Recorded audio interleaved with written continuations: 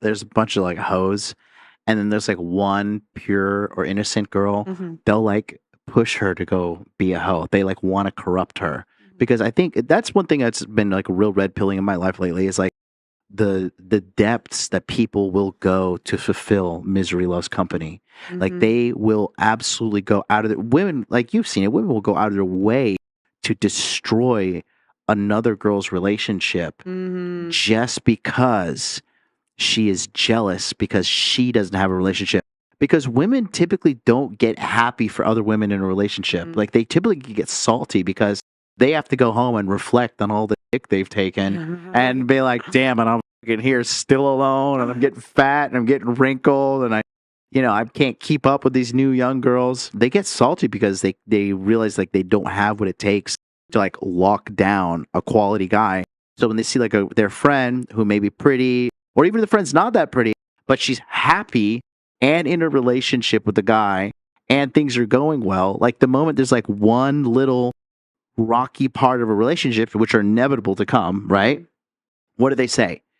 Just dump him. Dump him. You can do better. Break up with him. You deserve better, baby. And that's the thing. The grass isn't always greener on the other side, but we tell women that we're the prize, that there's always going to be better. Yeah. But it's like a lot of times there's not. There's not. And guys fall into the same trap too. Like it's like you have to cash in and go home and leave the casino eventually. Eddie Murphy talks about that in one of his stand-ups. And he's like, you're just out there gambling with your dick and hoping you don't get, herpes or some kind of like, or get the wrong crazy woman pregnant. Men and women, they talk about this in a book called The Psychology of Money. And greed is the number one thing that gets people to lose money, lose relationships, lose opportunity. It's like, how many people made millions and millions and millions of dollars in the last crypto bull run? But they were just so greedy that they held on to the Bitcoin. They held on. They were like, yeah, it's going to go to 100,000. Yeah, it's going to keep going. It's going to keep going.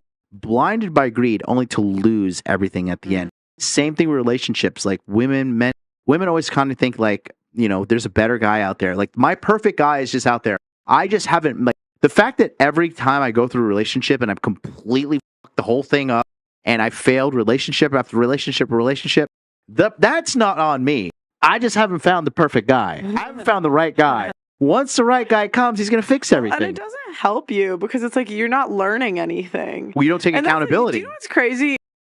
Men want younger women, but I think more men would be open to dating, not old women, but like say like a girl that's 30, like a guy that's 45, right? Yeah. I think they'd be more open to it. But the problem is they're not finding that the older women are more mature.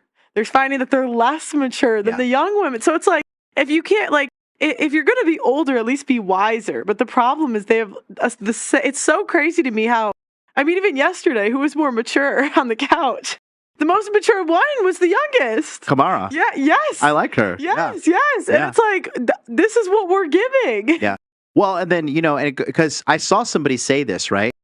Because honestly, Tinder, Bumble, Hinge, these things fucked up American society. In Japan, they're trying their damnedest to get Tinder off the ground, and they just can't. They just can't make it work. But the thing is this, like back in the day, right, pre-social media, pre-dating apps, like if someone dumped you, you had to go home and be like, why did I get dumped? This sucks. You gotta look in the mirror like, well, I am kind of fat. I'm kind of ugly. My teeth are yellow. All these different things you would look and be like, oh, I am kind of an asshole. You'd have to like reflect and be like, damn it, I got to do better. But now people are just like, fuck that. It's the other person's fault. Everybody's so narcissistic nowadays. And so it's the other person's fault. Let me just fucking delude myself by finding cheap sex with some other or some other fucking man. Or, and nobody's taking a moment to sit down and be like, where did I fuck up? You know what I mean? And I talked about this when I was on Brandon Carter's podcast a couple weeks ago, Victory Talk. And I say, like, when you don't take accountability for your failures, you leave power on the table. When you take accountability, you're like, you know what? I am kind of an asshole. I am kind of uncaring of a person, or I, post my asshole too much on Instagram or OnlyFans. Maybe I should delete that. There's no moment where people are like, okay, wait, I fucked up. Let me make myself better, and then I can attract somebody better. Because the reality is, in current dating structures that are happening right now, if you're constantly attracting people into your life, that's on you, because you're what you're putting out there is what you're attracting. And another thing is this: even if you are a good person, but you're constantly attracting people, then that means you have a pretty bad picker. Your picker is broken, or self-esteem, right?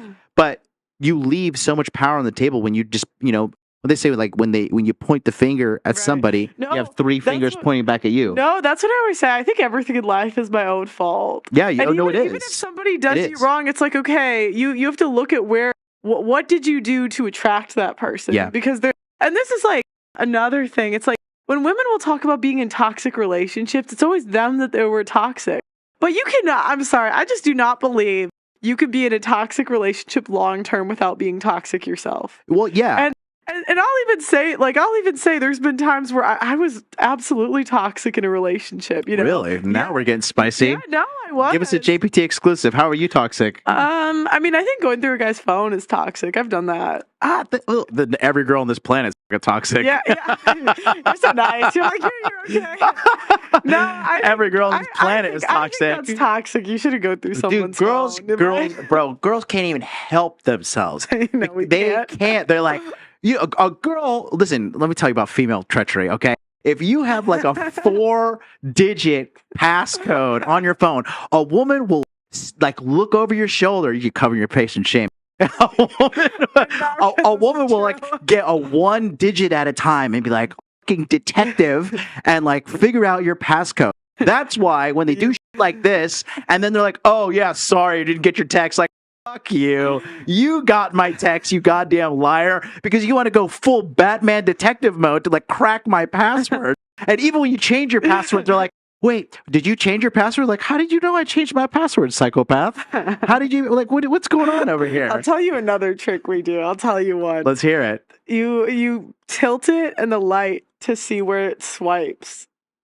Yeah. So like you can see where like because usually there's like dots. Yeah.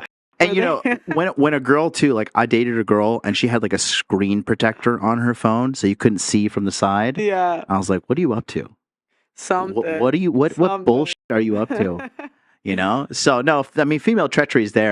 But again, men and women, everybody at home, if you suck at relationships, start blaming yourself, find problems within yourself, and improve yourself, and watch the quality of your life go through the roof. I'm friends with a guy called King Dre on social media. He's a great guy, and we're having a conversation, and him and I both kind of leveled up in our 30s, became financially successful individuals, and we both have noticed like really high quality women were like all of a sudden like shooting up out of nowhere. He's gone to a lot of things. He's gone through therapy, talks about it on his podcast, and he's overcome a lot of his demons. I've gone to a lot of therapy, good therapist, masculine therapist. Mm-hmm. I've overcome a lot of my demons. And then now, like, a lot of, like, high quality, like, attractive women are coming out of the woodwork. And we were both having a conversation. We're just like, damn, maybe we were just shitty individuals. And, like, now that we got our shit sorted out, we're attracting quality women. And it's so true. That's one thing with the red pill and all these people talking about dating advice.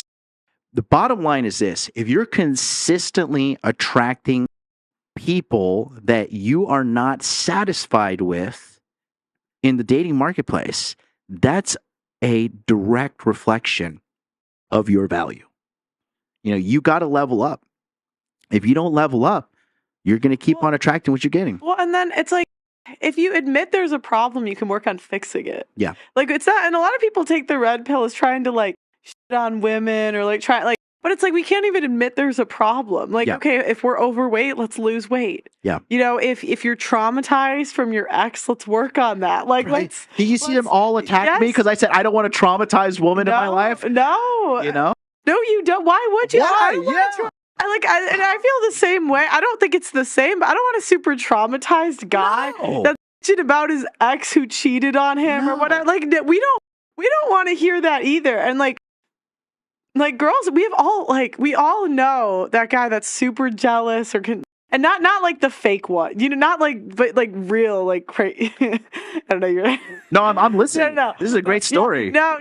But it's like, so it's like, we don't want traumatized people either. So No, of course. So I don't know why we are demonizing men for not wanting traumatized women. Why would you? I don't want to traumatize employee. I don't want to traumatize girlfriend. I don't want to deal with traumatized family members. Like, go over there and drink yourself to death. Like, get away from me. If you don't want to help yourself and you're going to just self-destruct, like, get out of my sight. I don't want to deal with that. Yeah, women used to, like, die with secrets. Do you know what I mean? Yeah. Now they talk about it on TikTok. Yes.